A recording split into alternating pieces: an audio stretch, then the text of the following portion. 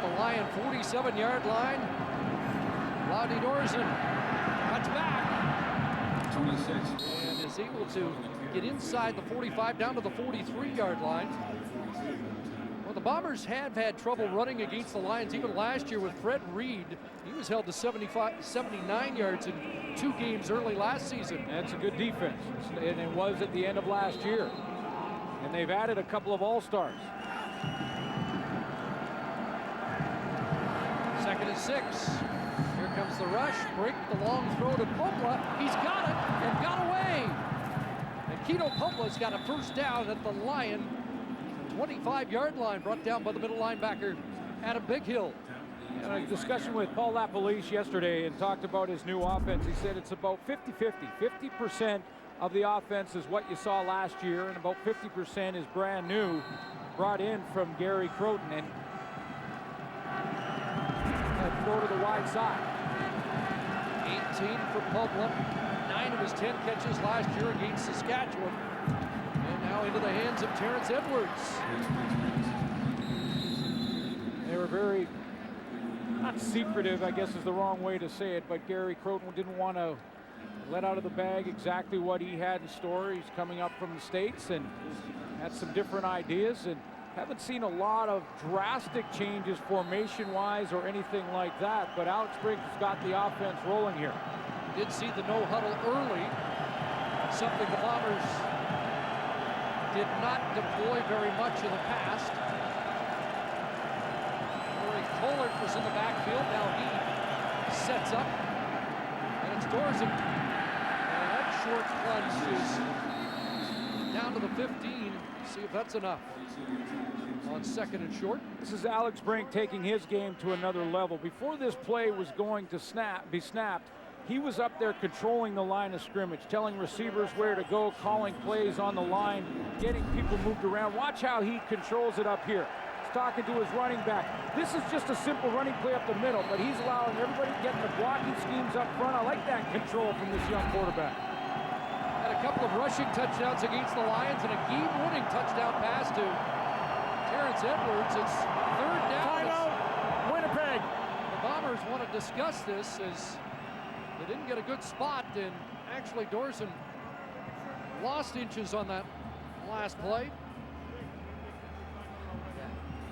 Often you see a backup quarterback come in a game, especially early in the season. It's a little bit like deer in the headlights, and we have not seen that from Alex Brink in his 3rd season in Winnipeg.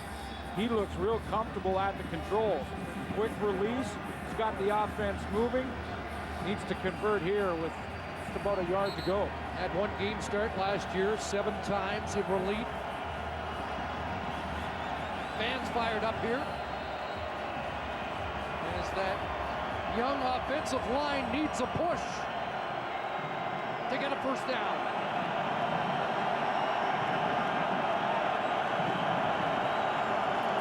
Break off the left side and should have enough of a surge behind the left guard out of Western Ontario, Chris Greaves. Anton McKenzie was having some problems getting his defense lined up, so we saw the quarterback on offense with great control at the line of scrimmage. Anton McKenzie was in a bit of a panic mode there on short yardage, and I don't think they got lined up right. Now they unpile. They've got the first down, and they want to go right to the next play.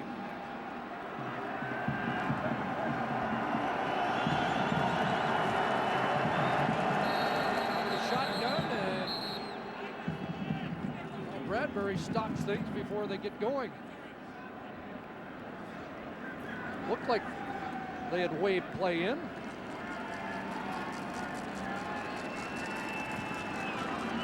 But apparently not.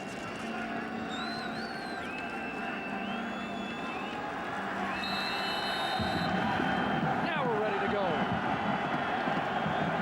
The hurry up gets slowed down a little bit.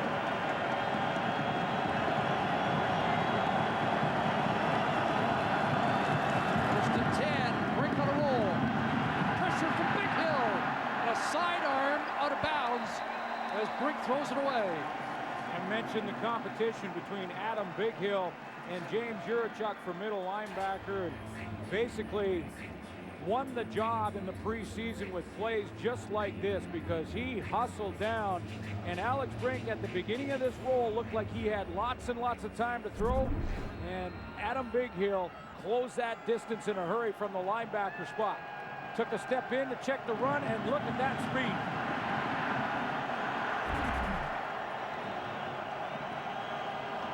Second and 10. Blitz. Pressure, Brink, looking for Edwards. He's got it. Terrence Edwards, touchdown. How about that blitz pickup from Alex Brink?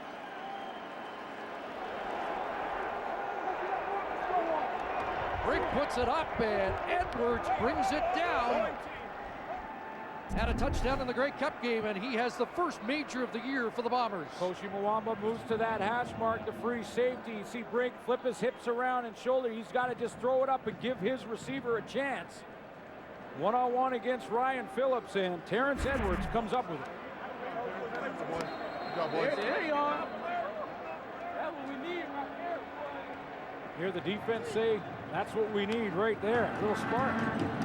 Extra point from Pilardi, and it's a 3-point Lion lead. Threw it up for the receiver to go get it, and a veteran move at the top of the route from Terrence Edwards. It's going to be dangerous.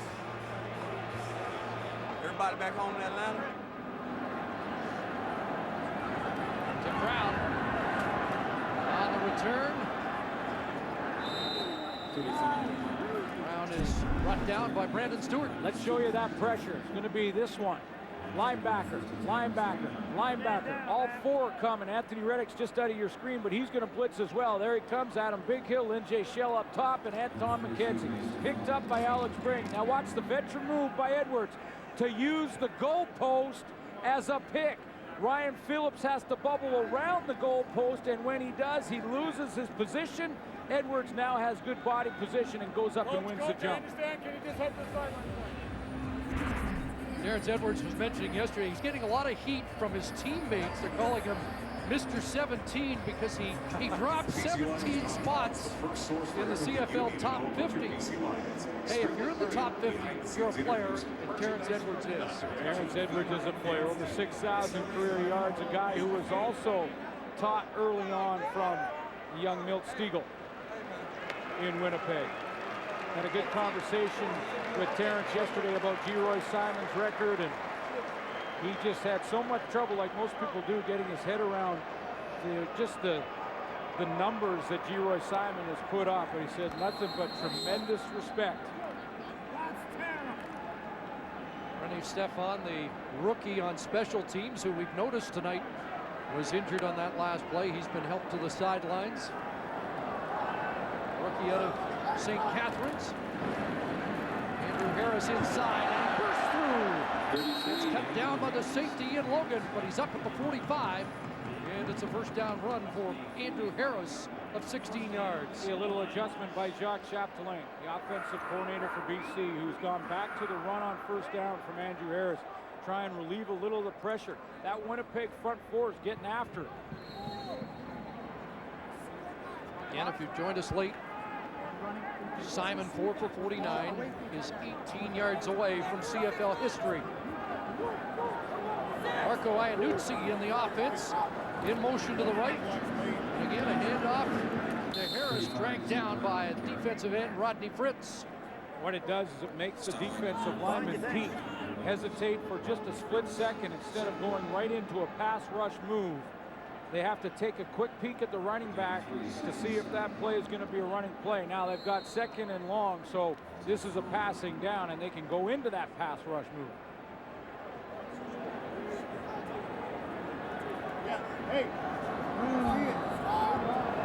Second and 6.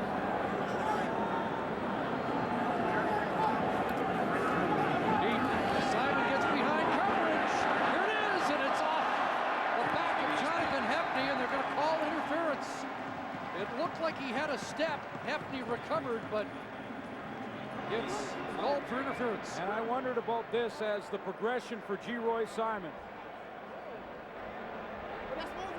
Inside routes in the first half. All 4 catches on slants to the Forward inside. pass interference.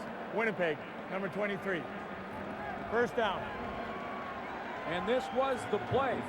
This is the progression of that. Same bump and run from Hefney. Watch that. Inside fake and then up the field to the corner. Out to the sideline. Hefney recovers. Little push as the ball's arriving, and that's why he draws the flag, but no catch from Simon. 26-yard penalty. First down Lions at the 35. Back into the hands of Harris. Harris brought down, and Hefney really stepped up from his defensive half position. A position he wanted to stay in. Yes, sir. Was not interested in the vacant Sam linebacker spot. And Paul Lapalese had him written in the depth chart at linebacker, and Hefney was very public about the fact that he'd rather stay at halfback. I thought it might have a little to do with the fact he wanted to get matched up against G. Simon tonight, but that's a linebacker type run stop. 4 for Harris, and again 2nd and 6. Lule steps up, and he'll get dumped. Brandon Collier, the defensive tackle out of UMass, with the stop, and it will be 3rd down. It'll be field goal time, but watch this matchup one more time. This is worth the price of admission to me, folks. This is just two tremendous football players going at it. An outside release from G. Simon. Hefney right in his hip pocket. That's where Travis Lule wanted to go. He couldn't and had to scramble. Speaking of that top 50 list, Javon Johnson, number 5, and Hefney, number 17, and that's the side that G. Simon's working against. Paul McCallum sizing up a 36-yard field goal attempt.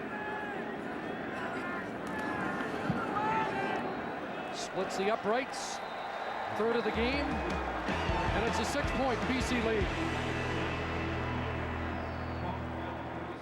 This season, a new feature on our CFL on TSN football coverage.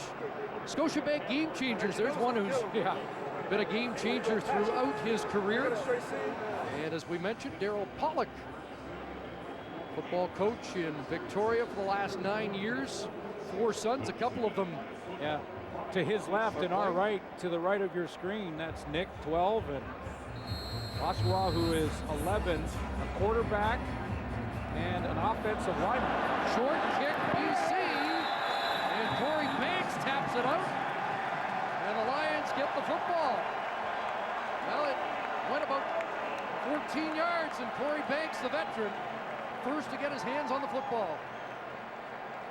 First of all, bang-on accurate kick from Paul McCallum. He puts it right where he has to. Dribbles it along the ground there. 1 hop, 2 hops, and Corey Banks in perfect position. This is obviously from scouting because they saw the open side in the return team from the Winnipeg Blue Bombers. So Corey Banks takes off, touches the football as he goes out of bounds. And no Bomber anywhere near the football. Anything to win. Anything to win. So the Simon story resumes. The Lions will try and enhance the 6-point lead. Bombers have stuck around here. Lule, G-Roy can't make the catch. At the Winnipeg 50, it would have been a first down catch, but it'll be 2nd and 10. He pushed Johnny Sears off. This time, Johnny Sears decides to get off and play with cushion and give a little bit of room to G. Simon, who's tried to go deep in the last couple of plays. This time he breaks it off. He is open, the ball a little bit low and away, and he can't gather it up.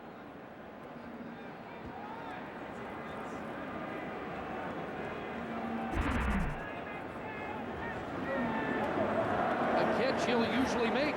Yep. 2nd and 10.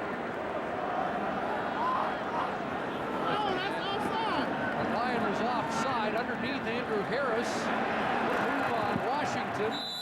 Would have had a first down, but is that Akeem Foster at the top of your screen? Looked like he was a couple of yards ahead of the snap of the football. Going back.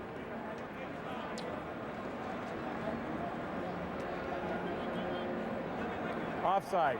BC, number 88. 5-yard penalty, remains 2nd down. 3rd year wideout who scored touchdowns in his first 3 games last year. He was the only Lion that got off to a good start. And you don't want to be, if you're a teammate of Geroy Simon, and he gets a catch for 18 yards, you don't want to be a guy who gets a penalty on that play. Simon was open there, didn't go to him. On 2nd and 15. Back at the BC 45.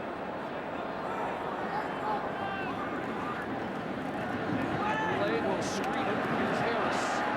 And midfield met and dropped. Jonathan Hepney once again. Rodney Fritz there to help out, and they force the Lion kick team back onto the field. There's a lot of new faces on this Winnipeg defense. I mentioned the linebacking core, all new compared to the one that started the season a year ago. Clint Kent's no longer here.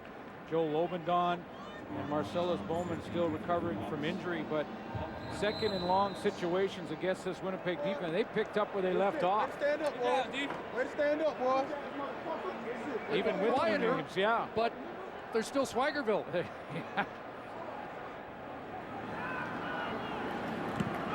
go. Here's Washington, takes that on the run, and will draw the 15-yard flag as MJ Shell crashing into the cheerleaders on the far side.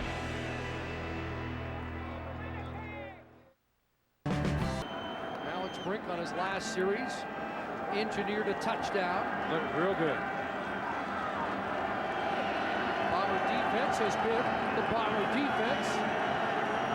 Now, Brink will try and put them in the lead. That was almost picked off. Quick break on the football by the corner, Dante Marsh, in his 9th year as the weak side corner here in BC.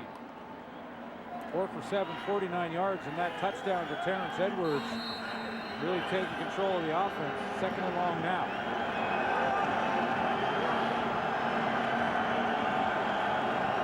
And the Riddick show blitz, and they're going to get to Alex Brink as Eric Taylor drops him.